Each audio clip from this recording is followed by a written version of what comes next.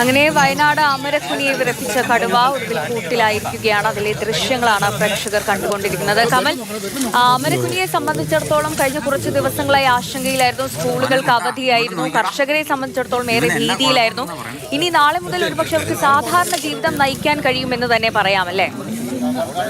എന്തായാലും അമരക്കുനി സാധാരണ ജീവിതത്തിലേക്ക് തിരിച്ചു പോകും. അവരെ സംബന്ധിച്ച ഭീതിയുടെ ദിവസങ്ങൾ ഒഴിയുകയാണ്. ഏതാണ്ട് 10-12 ദിവസമായി ഇത്തരത്തിലുള്ള ഭീതി അവിടെ നിലനിന്നിരുന്നു. കാരണം ഞാൻ നേരത്തെ പറഞ്ഞതുപോലെ നിറയെ വീടുകളുള്ള കാർഷിക മേഖലയാണ്. നിരവധി ക്ഷീരകർഷകർ രാവിലെ പാലും മായി സൊസൈറ്റിയിലേക്ക് പോകുന്നവരുണ്ട്. വിദ്യാഭ്യാസ സ്ഥാപനങ്ങളിലേക്ക് പുൽപ്പള്ളി ടൗണിലേക്കും സുൽത്താൻ ബത്തേരി നഗരത്തിലേക്കും ഒക്കെ പഠിക്കാനൊക്കെ പോകുന്ന കുട്ടികളുണ്ട്. ജോലിക്ക് പോകുന്നവരുണ്ട്. അത്തരക്കാരെയൊക്കെ സംബന്ധിച്ച അതിരാവിലെ പോകേണ്ടവർക്കും രാത്രി വൈകി വരുന്നവർക്കും ഒക്കെ ഭയമായിരുന്നു. കാരണം കടുവ എവിടെയും പ്രത്യക്ഷപ്പെടാവുന്ന ഒരവസ്ഥയുണ്ടായിരുന്നു. ഓരോ ദിവസവും ഓരോ സ്ഥലത്തും മാറി മാറിയാണ് കടുവയുടെ സാന്നിധ്യം ഉണ്ടായിരുന്നത്. മാത്രമല്ല ക്ഷീരകർഷകരെയും ആടിനെ വളർത്തുന്നവരെയൊക്കെ സംബന്ധിച്ചിടത്തോളം രാത്രി വലിയ ആശങ്കയായിരുന്നു. ഏത് തൊഴുത്തിലാണ്, ഏത് ആട്ടിൻകൂട്ടിലാണ് കടുവ എത്തുക എന്ന് അറിയാത്ത ഒരു സാഹചര്യം ഉണ്ടായിരുന്നു. കാരണം പ്രദേശം മാറിയാണ് ഈ കടുവ ഓപ്പറേറ്റ് ചെയ്തിരുന്നത്, അല്ലെങ്കിൽ കടുവ ഉണ്ടായിരുന്നത്. കാരണം ഒരു സ്ഥലത്ത് നിന്ന് ആടിനെ പിടിച്ച് പിറ്റേ ദിവസം 1 കിലോമീറ്റർ മാറി മറ്റൊരു സ്ഥലത്ത് ആടിനെ പിടിക്കുന്ന സ്ഥിതിയായിരുന്നു.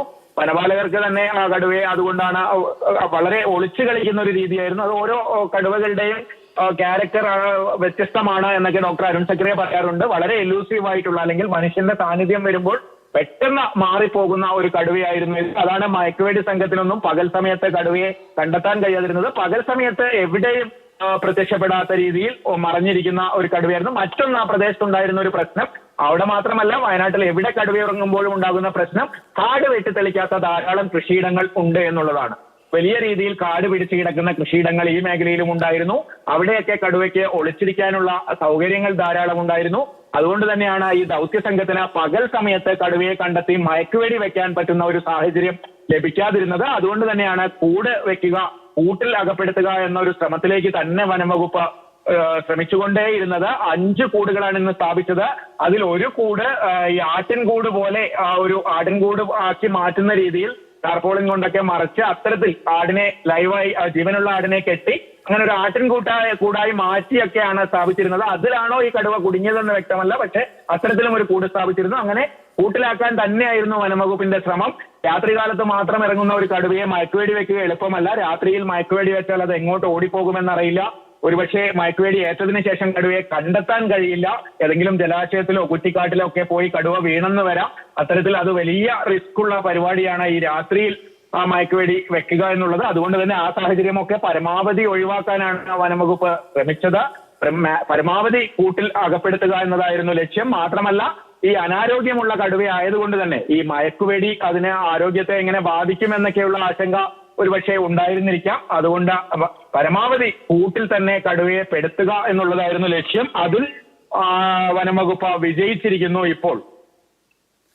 ശരി കമല, അങ്ങനെ അമരക്കുനിയിലെ കടുവ കൂട്ടിലായിരിക്കുകയാണ്. ഈ അമരക്കുനി പ്രദേശവാസികളെ സംബന്ധിച്ചിടത്തോളം അവർ ഈ ഒരു ദൗത്യത്തിൽ വനംവകുപ്പിനൊപ്പം നിന്നു എന്നത് തന്നെയാണ്. ചില പ്രതിഷേധങ്ങളൊക്കെ ഉണ്ടായിരുന്നു എങ്കിലും വനംവകുപ്പിന്റെ നടപടിയിലൊക്കെ പ്രദേശവാസികളും പൂർണ്ണ തൃപ്തരായിരുന്നു. അവർക്കുണ്ടായിരുന്ന ഒരേ ഒരു ആവശ്യം, ഒന്നുകിൽ ഈ കടുവ ഈ പ്രദേശത്ത് നിന്ന് പോയി എന്ന ഒരു കാര്യം അവർക്ക് ഉറപ്പ് കിട്ടണം, അല്ലെങ്കിൽ കടുവയെ കൂട്ടിലാകണം എന്നതായിരുന്നു. എന്തായാലും ആ ദൗത്യം വിജയം കണ്ടിരിക്കുകയാണ്. 12 ദിവസത്തിനൊക്കെ ശേഷം കടുവ ഇപ്പോൾ കൂട്ടിലായിരിക്കുകയാണ്. കടുവയെ ഏതാണ്ട് അവശ്യമായ നിലയിലാണ് കണ്ടിരിക്കുന്നത്. ഒരു പക്ഷേ ഭക്ഷണമൊന്നും ലഭിക്കാത്തതായിരിക്കാം കടുവ അവശ്യ നിലയിലായിരിക്കുന്നത്. അമരക്കുനിയിൽ ആടുകളെ മാത്രമാണ് ഈ കടുവ വേട്ടയാടിക്കൊണ്ടിരുന്നത്. അതെന്തുകൊണ്ട് എന്നതിലും ഒരു പരിശോധന നടത്തേണ്ടതുണ്ട്. അവശ്യ നിലയിലായതുകൊണ്ടാണോ, എന്തെങ്കിലും മുറിവ് സംഭവിച്ചിട്ടുണ്ടോ എന്നതിലൊക്കെ ഒരു കൃത്യത ലഭിക്കേണ്ടതുണ്ട്. അത് പരിശോധിച്ചാൽ മാത്രമേ വനംവകുപ്പിന് അറിയാൻ കഴിയുകയുള്ളൂ. എന്തായാലും അമരക്കുനി പ്രദേശവാസികളെ വിറപ്പിച്ച് ഭീതിയിലാഴ്ത്തിയ കടുവ ഇപ്പോൾ കൂട്ടിലായിരിക്കുകയാണ്. കർഷകരെ സംബന്ധിച്ചിടത്തോളം ഒക്കെ വലിയ ആശങ്കയായിരുന്നു. ഇത്രയും ദിവസവും സ്കൂളുകൾക്കൊക്കെ അവധിയായിരുന്നു. എന്തായാലും നാളെ മുതൽ അമരക്കുനി പ്രദേശവാസികൾക്ക് സാധാരണ ജീവിതം നയിക്കാൻ കഴിയും. അവരുടെ ഭീതി ഒഴിയുകയാണ്.